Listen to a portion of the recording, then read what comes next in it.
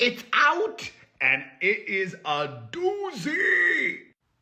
Hello, my fam. It is Perez, the queen of all media, the original influencer, and your number one source for everything It Ends With Us saga. As many of you know by now, because I've made a lot of videos telling you, D-list actress and F-list human Blake Lively has issued a subpoena against me, seeking my privileged and protected information as a journalist. The subpoena is a joke. Everything that she is requesting from me is protected, and she could get directly from the parties to this lawsuit. I am not a party to the litigation. But this has turned into a party. And if you want to support me, you can by subscribing if you're not subscribed yet, or hit that follow button, whatever it's called. Also, it really helps if you watch all of my videos until the very end. Like, comment, share, all of that. That's how you can help if you want to. So, grab a coffee, because we've got a lot to sink our teeth into. A little bit ago, lawyers for the plantation-loving princess filed a motion to compel. But they did so with their bestie, Judge Lyman. Unfortunately, last week, I already filed a motion to quash in Nevada. And I informed Team Kaka of that and Judge Lyman as well. I am not a lawyer. I don't have a lawyer working with me on Subpoena Gate. I'm not being sued. I have just been subpoenaed. And I have every legal right to represent myself in this. It's called pro se, without an attorney. I've learned a lot about the legal system, and I have learned and confirmed that the correct venue to litigate this all, to object, to compel, to quash, is Las Vegas. I live in Las Vegas. I work in Las Vegas. I was served her subpoena in Las Vegas, and in her own subpoena, Las Vegas was listed as the place of compliance. That's just another way of saying Judge Lyman's court is not the place to try to get me to compel. No. But that's exactly what they have done. I would like to believe that the judge will do what he should and kick this back to Nevada, where it has already been docketed and assigned judges, 2 judges. But hey, anything is possible. And I want to let you all know that I've already gone through every possible scenario in my mind, and I am prepared for every possible outcome. But hopefully, the judge gets it right. I am a little optimistic given his ruling earlier this week about the subpoena served on Justin Baldoni's lawyer and law firm. The judge did the right thing. That was a win for the Wayfarer defendants. So, he doesn't even have to rule on this because he has no jurisdiction. He doesn't. But let's hear out Team Ridicula, okay? On the surface, we have their request to deny my motion for a protective order, which I filed last week with Judge Lyman.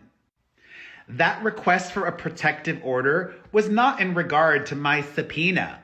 It was in regard to potential future subpoenas.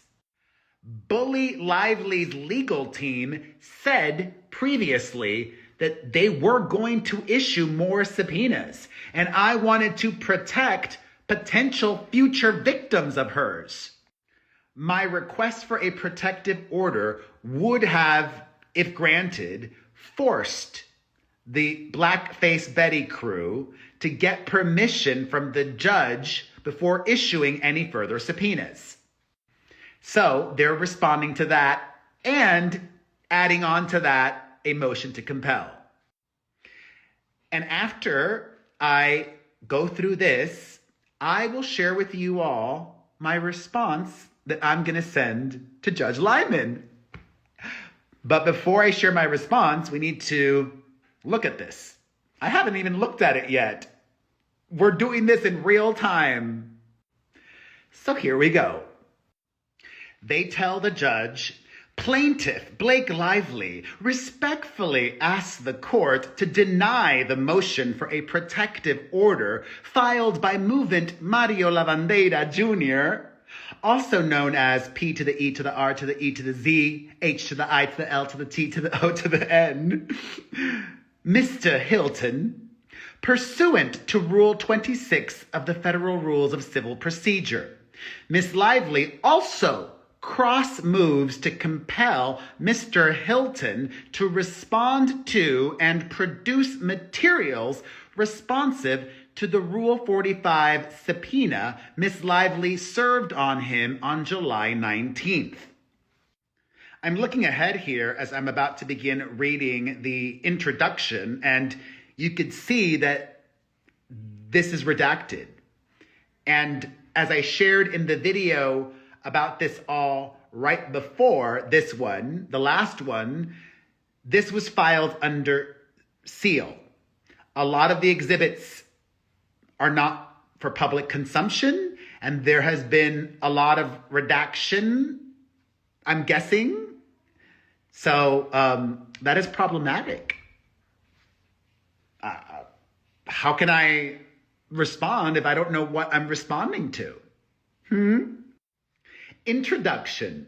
The motion before the court concerns an individual who, according to defendants, the agency group TAG and redacted, has seeded, generated, created, or influenced social media content or provided related digital or social media services directly or indirectly at the request of or on behalf of any Wayfarer party or their agents or affiliates.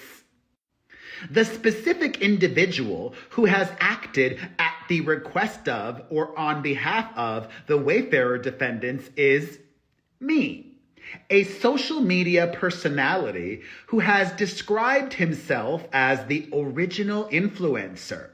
I am. Since August 2024, Mr. Hilton has created more than 500 pieces of video content about Miss Lively, almost entirely disparaging. Pause. All of those videos are still up, and you can search on my Y to the T, the U to the tube, and just type in her name and type in the month that you want to see. All those videos will come up. And if you especially look at my videos in December of 2024, you will see that after I read her CRD complaint and her lawsuit, my videos will show you that I believed her and I supported her.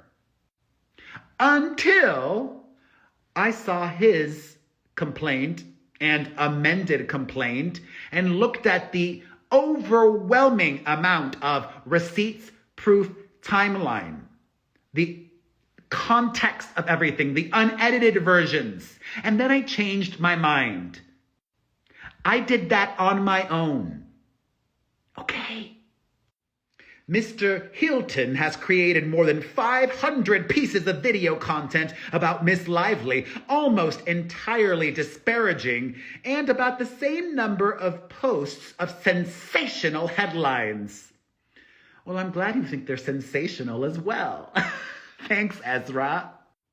He has declared Miss Lively's allegations of retaliation non-existent and labeled Miss Lively a bully, who lies yup again, and is trying to silence Justin Baldoni. Mr. Hilton's videos are punctuated by name-calling Miss Lively, coining mocking terms for her, including Blackface Blake, Lying Lively, Ku Klux Khaleesi, and Litigious Lively. I should add, to name a few. Through his motion, Mr. Hilton seeks to preclude Miss Lively from learning which pieces of the avalanche of derogatory content described above was created at the request of or on behalf of the Wayfarer defendants. Lies. That would not preclude her from doing that. It would just require her to get permission from the judge before issuing subpoenas to put an end to their abusive discovery practices. Their filing continues. Although defendants Tag and Redacted all have admitted that Mr. Hilton is among the content creators who has worked at the Wayfarer defendants' request and further admitted communicating with content providers in writing, Redacted, Miss Lively has not received to date a single communication between Mr. Hilton and any of the Wayfarer defendants or their agents or anyone acting on their behalf. There's a little footnote there that says, as discussed at length below, the Wayfarer defendants fiercely resisted even identifying the relevant content creators, doing so only after being ordered by the court. The Wayfarer defendants next created the circumstance for a media firestorm over content creator discovery by designating their responses attorney's eyes only, making it impossible for Miss Lively to provide context for why she was subpoenaing Mr. Hilton and others, that the Wayfarer defendants had specifically identified them. This gave content creators with large platforms like Mr. Hilton weeks of fodder for outrage videos, claiming they were unfairly targeted and silenced by Miss Lively, though clearly not silenced at all. They then linked one of my videos. The headline is, Blake Lively's cruel campaign to bully content creators continues. Justin Baldoni's nemesis, Just. I posted that on July 18th. Thanks for including the link. Everybody go watch that. Miss Lively moved the court to de-designate the relevant discovery, which the Wayfarer defendants did not resist, demonstrating this may have been a media tactic from the onset. Maybe. I don't know. I don't work for the Wayfarer defendants. I don't know their strategies or tactics or what they're hoping to accomplish. By that point, when the Wayfarer defendants did not resist to de-designate the relevant discovery as not attorney's eyes only, by that point, the public narrative had already been set by Mr. Hilton and others. You guys, I'm so powerful. I'm the real Jed Wallace. And now, Miss Lively has had to move to compel the Wayfarer defendants, who incredibly have not produced a single phone record, text message, email, or other written record of any communications with Mr. Hilton. Miss Lively has been hindered at every turn by the Wayfarer defendants, and given their obfuscation, Mr. Hilton should not be able to point back to them as the only source from whom Miss Lively should be permitted to seek this information. They continue, to obtain this critical evidence, which no one denies exists, Ms. Lively served the Rule 45 subpoena on Mr. Hilton, seeking 7 categories of documents that seek only documents and communications between Mr. Hilton and the Wayfarer defendants or their agents, including counsel, reflecting the receipt or use of any content supplied by those individuals and any consideration received in connection. Mr. Hilton filed the motion in response to the subpoena seeking a protective order that would require Ms. Lively to seek permission to serve any further third-party subpoenas. Mr. Hilton lacks standing for such relief and, even if he did not, has failed to provide any good cause to abrogate Ms. Lively's right to pursue discovery from non-parties. In the motion, Mr. Hilton proffers a number of objections to the subpoena, including that it is overbroad, seeks privileged information, and causes undue burden, and accordingly, the court should construe the motion as seeking a protective order as to the subpoena itself and overrule all of the objections as meritless. Finally, since Mr. Hilton has moved the court to affirmative relief with respect to the subpoena, the court should exercise its authority to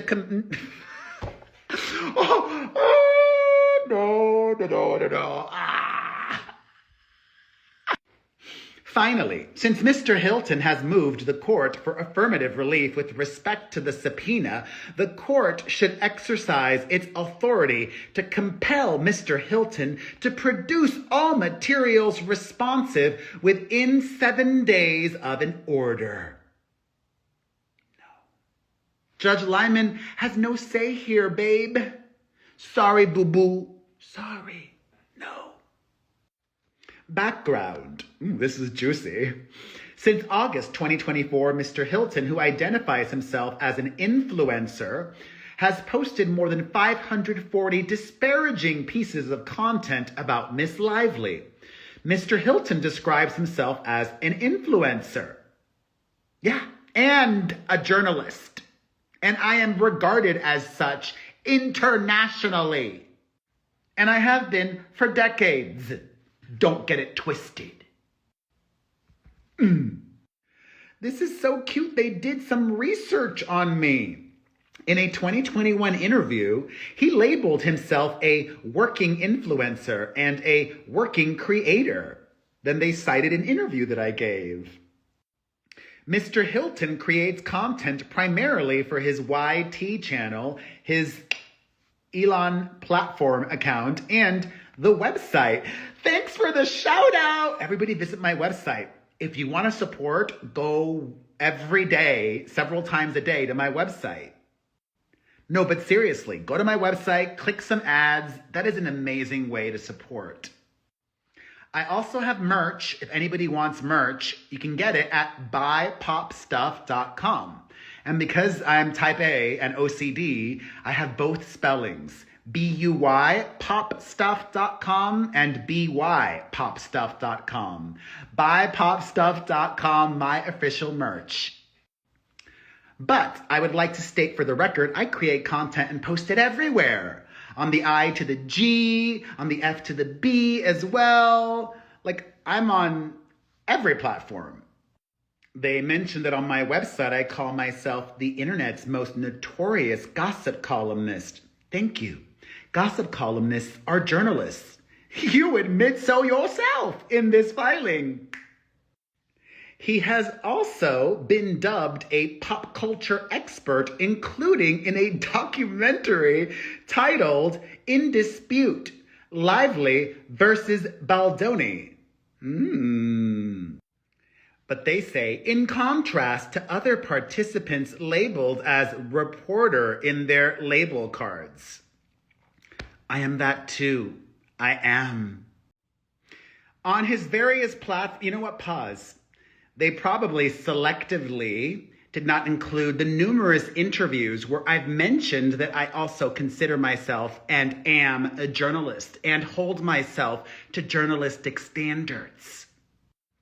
On his various platforms, Mr. Hilton does not hold himself out as operating as an independent journalist. Wrong. Nor does he purport to follow any of the tenets of independent journalism, such as, for example, diligently seeking subjects of news coverage to allow them to respond to criticism or labeling, advocacy, and commentary. What? Oh, well, look at this. They included a link to the Society of Professional Journalists and their code of ethics. I'll check it out. Thanks, Ezra. Mr. Hilton has boasted that he is the #1 source for all things It Ends With Us saga. I am.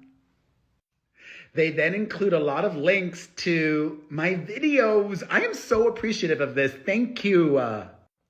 Since August 2024, Mr. Hilton has posted more than 500 videos, 400 headlines, and hundreds of other comments about Miss Lively on his various platforms. And his website includes a tab on its landing page and an entire subpage dedicated to Miss Lively. You're welcome. The majority of the content Mr. Hilton posts about Miss Lively are disparaging, published without reaching out to Miss Lively's representatives for comment or response, and generally regurgitate messaging that appears to be prepared by others. Wrong. You really think I need talking points or documents provided to me with talking points or anything? No. If I'm ever reading anything, I'm reading the court filings. I'm coming up with my own things to say and think because I have a huge head and I put it to good use. In his videos, Mr. Hilton has called Miss Lively disparaging and insulting names such as Blackface Blake, Lying Lively, Ku Klux Khaleesi, and Litigious Lively. It brings me immense joy to know she now knows all of this. Deservedly tauntable. Yeah. Mr. Hilton has made no secret of his lack of independence. He does not, for example, reach out to Miss Lively or her representatives for comment prior to publishing, nor is it clear he speaks with any party other than representatives of Mr. Baldoni, and he frequently speaks as an advocate of Mr. Baldoni rather than an independent reporter. I'm not an advocate of him. I've said this repeatedly. I've called him and his lawyers and all of them out when it warrants it. I'm team truth, as I've said repeatedly. And I'm still open to changing my opinion and my mind if they are able to provide with real proof, real receipts. If the trial actually happens and she wins. Okay, I was wrong. Mr. Hilton celebrates Mr. Baldoni's legal successes and I love this. Mr. Hilton celebrates Mr. Baldoni's legal successes and laments Miss Lively's, stating unequivocally, I am team the truth, I believe Justin. Yeah, that's why. Miss Lively served the subpoena after TAG identified him as having generated content on its behalf. On March 14th, 2025, Miss Lively served TAG with interrogatories, including ones that asked TAG to identify all content creators, all reporters. You know who else was designated by TAG in that? Billy Bush. Where is his subpoena?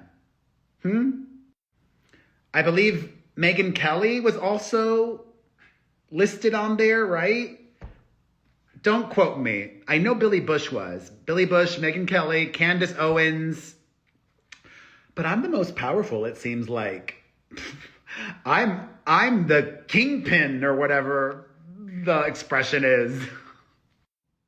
The court compelled TAG inter alia to answer both interrogatories, including through the present, subject to defining content creators to mean any individual or entity who seeds, generates, creates, or influences social media content or provides related digital or social media services directly or indirectly at the request of or on behalf of any wayfarer party or their agents or affiliates.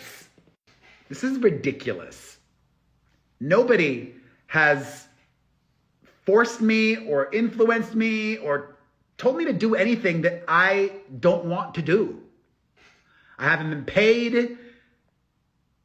I haven't gotten discounts. I haven't gotten promises of anything. It's ridiculous. I have sources and I have shared that, and that's totally illegal. Yeah. On June 25th, 2025, TAG served supplemental responses to the interrogatories, including to identify Mr. Hilton, as one of 4 content creators who seeded, generated, created, or influenced social media content or provided related digital or social media services directly or indirectly at the request of or on behalf of any wayfarer party or their agents or affiliates. And then this next part, a big chunk, is redacted. Throughout discovery, Ms. Lively has served multiple requests for production on various defendants seeking for communications with content creators, defining you to include anyone else acting or purporting to act on its behalf and anyone on whose behalf it is acting. On June 30th, 2025, after the compelled interrogatory responses identified Mr. Hilton, Ms. Lively served additional RFPs on redacted. While Ms. Nathan has produced some heavily redacted text conversations regarding contact with content creators, she has not produced any communications with Mr. Hilton.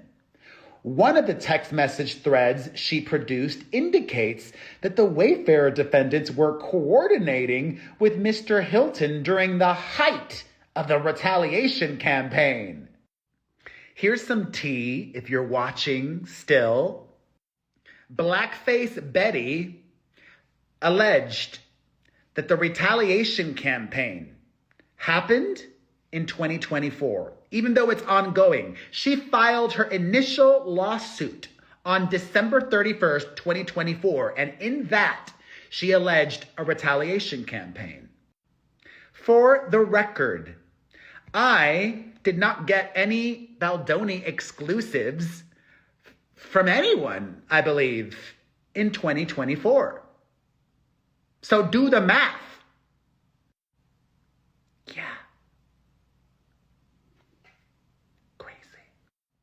As the court is aware, Ms. Lively has been attempting to secure communications with content providers for almost 3 months from counsel for the Wayfarer defendants. With third-party document discovery slated to close on August 15th, 2025, Ms. Lively noticed the subpoena on July 2nd.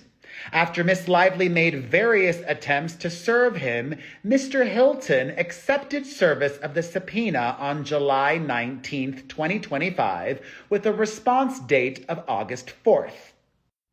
On July 19th, 2025, Mr. Hilton filed a letter with the court moving for an order to seal or redact any personal identifying information, including his address, email address, and phone number. Yeah, because they were revealing that on the docket. They could have redacted it when it came to non-parties, or even the parties, but they didn't. Shameful. I was worried for the safety of my children and my safety. On July 21st, Mr. Hilton filed another letter with the court relating to the subpoena again, I think is what they meant to say, again asking the court to seal his home address, email, and phone number. The court denied Mr. Hilton's motion to seal on July 28th, stating that the court already has taken measures to protect the privacy of third parties, blah, blah, blah. Yeah.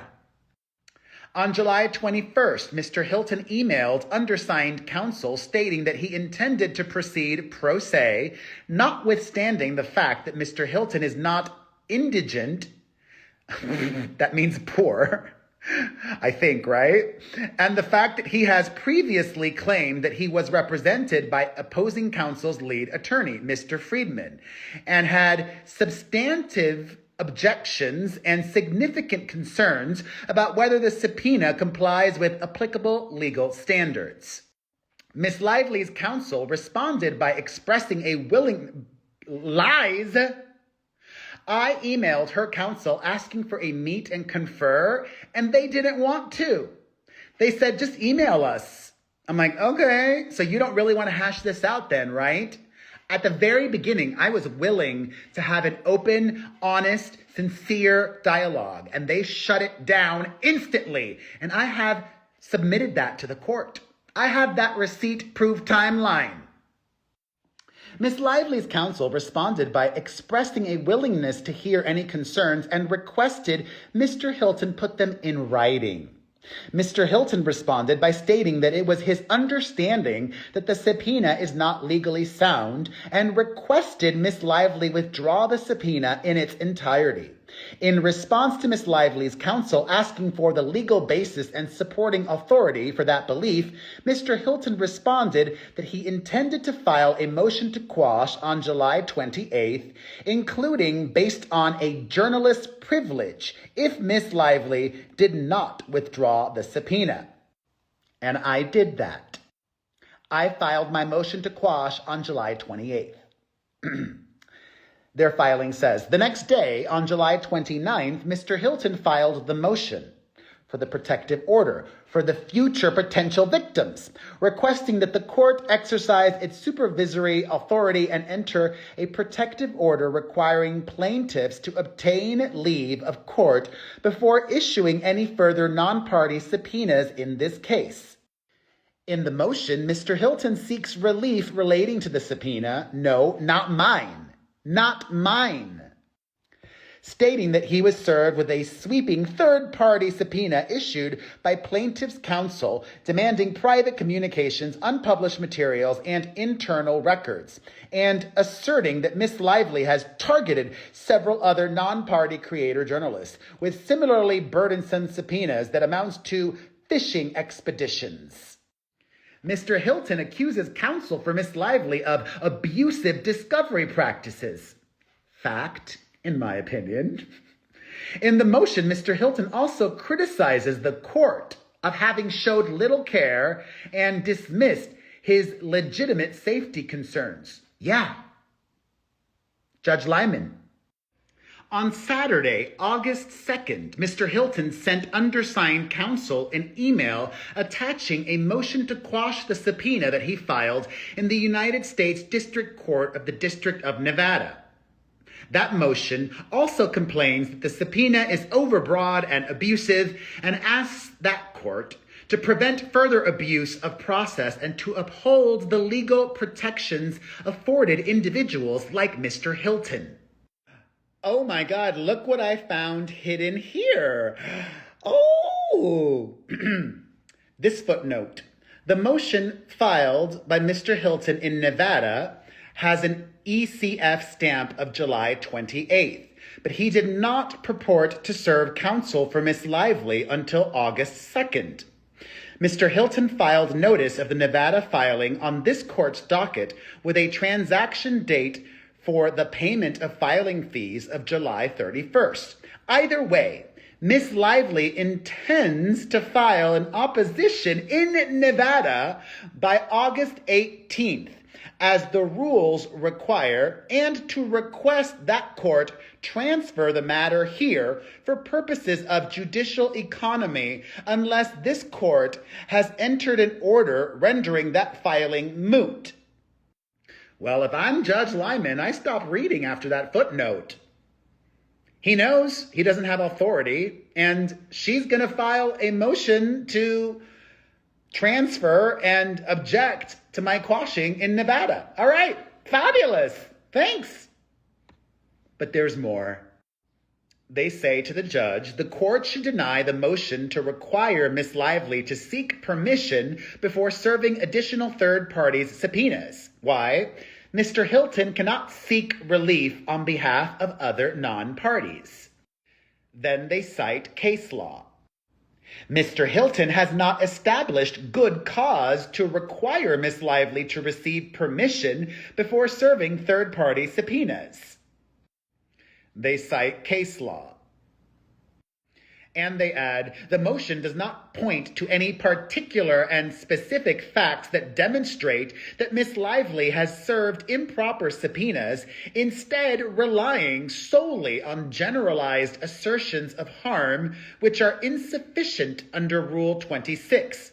Well, I've lost track of how many other creator journalists filed motions for protective order and for sanctions against her attorneys.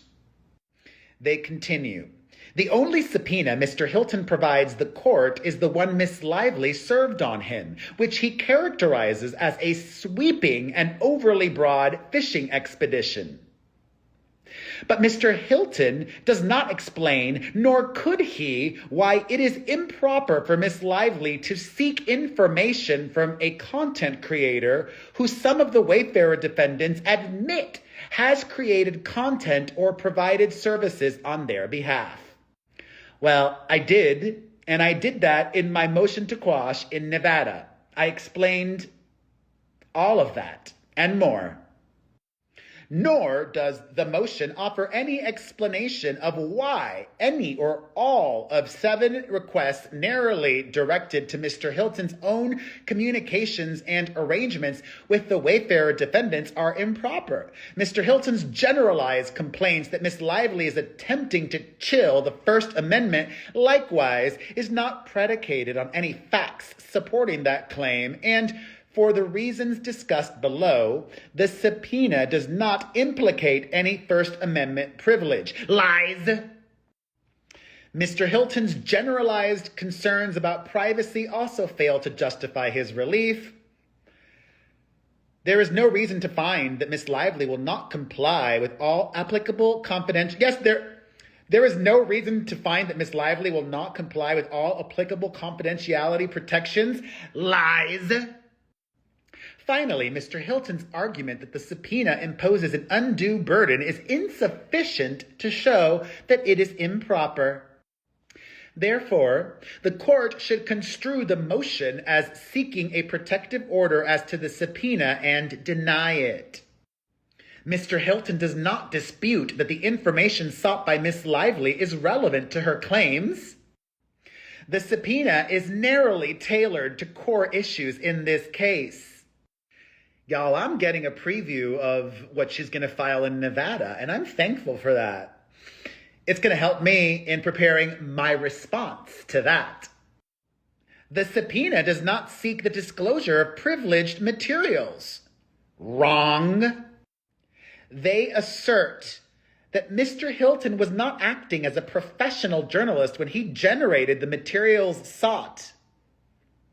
Be pleased. I was and am. Maybe your definition of professional and mine differ, but I am a journalist. You can't take that away from me. And I can't take any Oscars away from you, because you haven't won any, or even been nominated. To avail himself of a reporter's privilege, Mr. Hilton must demonstrate that he was acting in his capacity as a professional journalist. I was.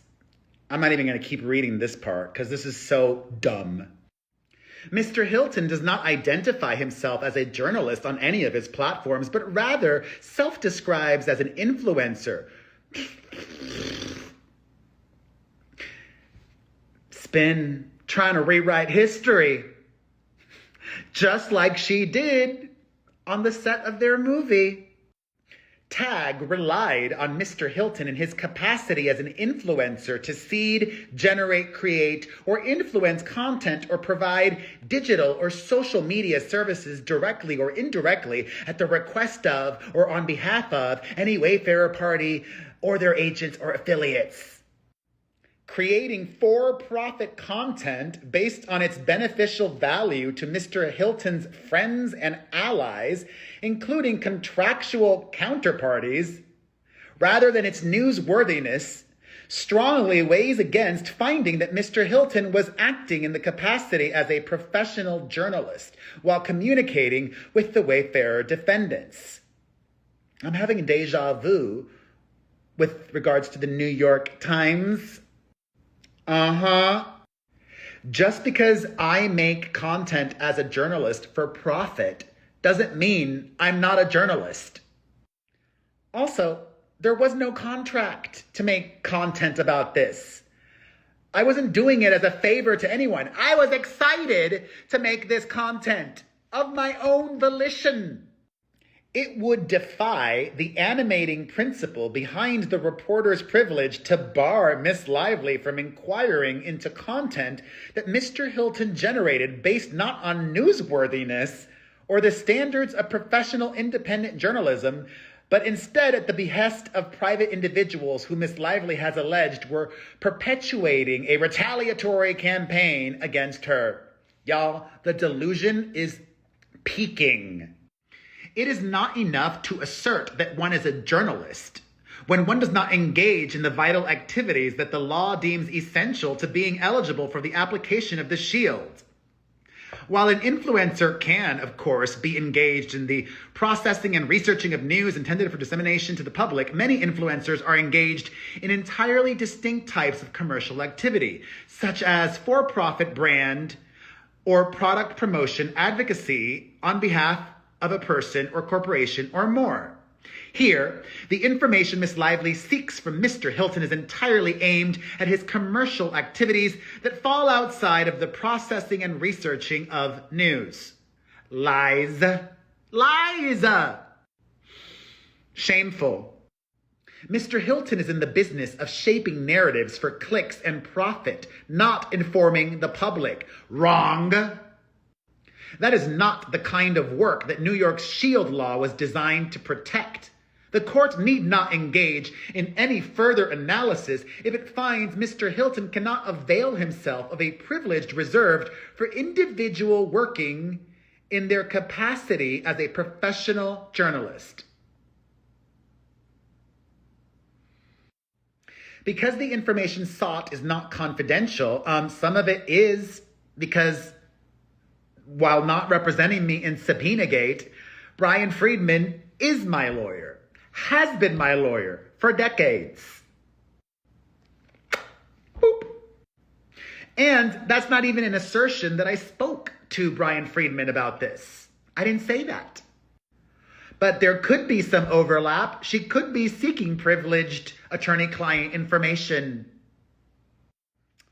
Also, Miss Lively has been attempting to obtain the Wayfarer defendant's communications with content creators such as Mr. Hilton for nearly 6 months. The Wayfarer defendants have at every turn refused to provide such information voluntarily and insisted that Miss Lively expend considerable resources fighting objections and litigating her entitlement to these communications. To date, Miss Lively has received virtually no communications with content creators and none with Mr. Hilton, despite the fact that neither Mr. Hilton nor the Wayfarer defendants have denied their existence. None of the Wayfarer defendants have produced any signal communications, notwithstanding admissions to using redacted, which leads to the strong possibility that the Wayfarer defendants have deleted, destroyed, or lost evidence.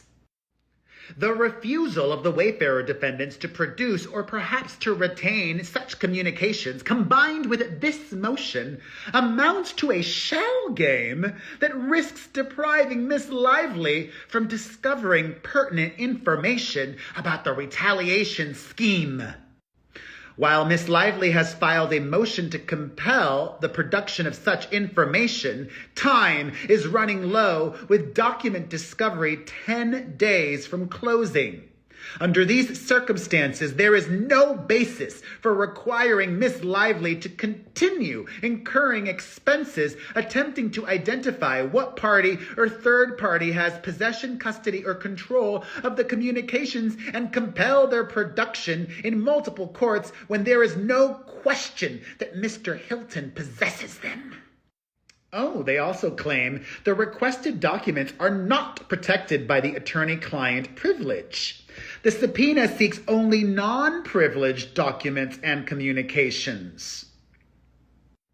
Plus, Mr. Hilton has insisted repeatedly that Mr. Friedman is not serving as his counsel with respect to the subpoena, nor has he asserted that he was serving as his counsel at any point relating to this matter. Accordingly, communications between Mr. Hilton and Mr. Friedman concerning the issues in this case, rather than issues for which Mr. Hilton retained Mr. Friedman, are not confidential communications for purposes of obtaining legal advice and must be produced. I don't believe that's true. Mr. Hilton has failed to demonstrate any undue burden. That could not be further from the truth. I mentioned how much time I've wasted on all of this. But thanks for the content, too. And thanks for making me relevant-ish. I appreciate you. Moreover, as Miss Lively has been unable to obtain the documents sought from the Wayfarer defendants, she may properly seek them directly from Mr. Hilton. Therefore, the court should compel Mr. Hilton to respond to and produce materials responsive to the subpoena. Mr. Hilton has submitted to this court's jurisdiction by seeking affirmative relief in this action, and accordingly, it is within this court's power to compel him to produce all materials responsive to the subpoena. No, and as they say in Spanish, no. Miss Lively respectfully requests that the court compel Mr. Hilton to respond to the subpoena in full within 7 days of entry of an order. For the reasons discussed above, all the arguments advanced by Mr. Hilton, and therefore the sole objections preserved, fail. Accordingly, Mr. Hilton must produce all material responsive to the subpoena other than those subject to another applicable privilege, and as to any withheld materials, a privilege log that complies with the federal rules. In the event the court grants Miss Lively's cross motion to compel, it should order Mr. Hilton to pay the...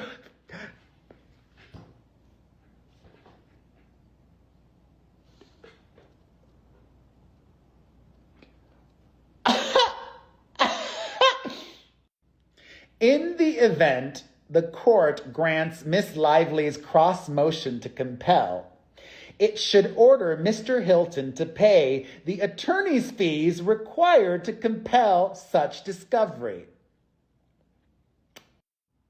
Wow, this all is a lot to take in.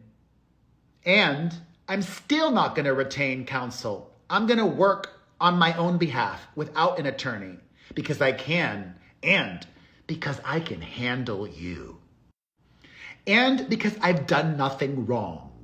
And I believe the law is on my side. The laws, plural. So now I'm going to spend some minutes, or maybe many minutes, writing my response to Judge Lyman. Well, not my response, my non-response. I'm writing my non-response, and I'll come back momentarily. In 3, 2. All right. This is what I am going to send to the judge. So it's good that we're proofreading this together. Although I did proofread it already. This is what I'm going to respond for my non-response. And you're hearing this first before it even hits the docket. Or maybe it already hit the docket by the time you're watching this. I don't know. I think you're hearing this first. Dated today, it says, non-response to motion to compel. Hey, Judge Lyman, it's me again. I, Mario Armando Lavandeira Jr., known professionally as P to the E to the R to the E to the Z, H to the I to the L to the T to the O to the N, write as a non-party in Lively versus Wayfarer Studios. I feel like we're starting to be pals with how much I'm writing to you. But I know you're still much friendlier with Blake Lively's counsel. This letter is not a response to the motion to compel just filed in your court by the disgraceful Ezra Hudson. This letter is a request for sanctions against Ms. Hudson, which your sexy and smart self has every right to impose on that clown based on your inherent powers in this court. It pains me that I cannot respond to the motion to compel, but unless I am given the unredacted version of that and all the exhibits, I should specify the unredacted version of that motion to compel and the unredacted versions of all the exhibits, then I am afraid this letter as a non-response will have to suffice. I only speak for myself. I have no knowledge if Mr. Baldoni or any of the Wayfarer defendants seek to move to keep sealing all the documents submitted by Miss Lively's publicity-seeking lawyer, Ezra Hudson. Additionally, while I am not responding to the motion to compel, I want to remind everyone yet again that last week I already filed in Nevada District Court a motion to quash this burdensome, unethical subpoena that is seeking my privileged and protected information as a journalist. I am joyfully representing myself in Subpoena-gate without an attorney, which I have every legal right to do. And though I haven't spent more than a minute or two preparing this letter, my research shows me that Miss Hudson is misrepresenting the truth. Yet again, another reason why you should sanction that disgraceful attorney and award me attorney's fees. I have never consented to the Southern District of New York having jurisdiction over the compliance of my subpoena. My rudimentary findings are consistent with what I already know, what you know, and what all of the Van Zandt scammers' legal team knows, that the appropriate venue to quash or compel this subpoena is Las Vegas. That is where I live, where I work, where I was served, and that is listed in Miss Lively's own subpoena as the place of compliance. I look forward to litigating this and winning in Nevada. The world is watching this case and your docket, Judge Lyman. Indignantly, Mario Armando Lavandeira Jr. Boom.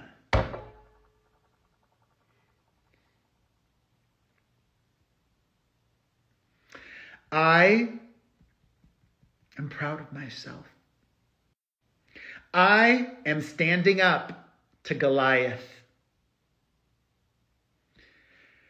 And I'm exhausted, y'all. So if you watched until the end, you have really helped me. Thank you. If you want to buy my merch, listen to my podcast. You can support that way. Read my website. Leave comments. Like, share, do all of that. I would appreciate it. I appreciate you. And shame on you. Shame on you.